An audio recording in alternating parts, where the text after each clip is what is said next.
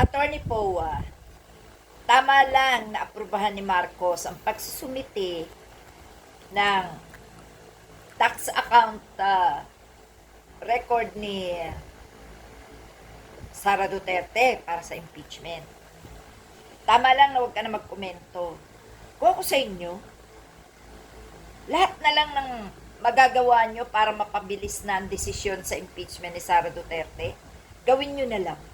Total, sobrang sakripisyo na yung ipinagagawa sa inyo ni Sara Duterte. Huwag na muna kayo tumingin sa pera. Tingnan nyo ang Pilipinas. Para matapos na. Wala nang naniniwala ha? Hindi nyo na kayang i-defend yan. Wala na. Masisira lang ang mga pangalan nyo. Maiinis lang ang tao sa inyo sa pakipaglaban nyo na wala naman na talaga kayong magiging laban. Buti pa talaga no comment ka na lang. Pinaka-the best na yung gagawin mo. Always no comment. Hayaan mo si Sara Duterte mahatulan. Ma-impeach o hindi. Kesa naman tuluyang masira yung mga pangalan ninyo sa mga Pilipino. Alam mo, yung ginagawa ni Sara, talagang puro kabaliwan na yan Kung binabayaran man kayo, tanggapin nyo. Pera nating lahat yan Ha?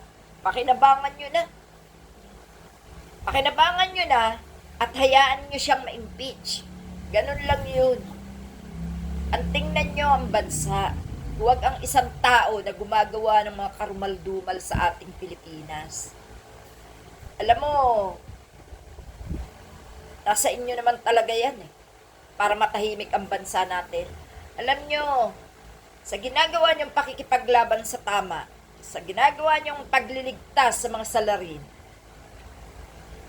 kayo na rin mismo ang dumudurog sa reputasyon ng bansa. Kayo na rin mismo ang gumagawa ng pagkakamali na hindi naman nyo dapat na ginagawa yan. Huwag kayong konsentidor. Napakasama ng konsentidor sa mali. No? Apektado tayong lahat.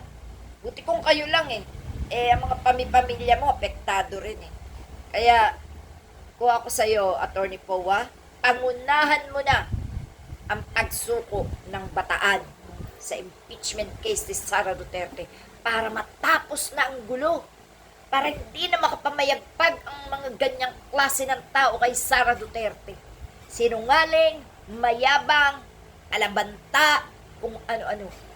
Tama na.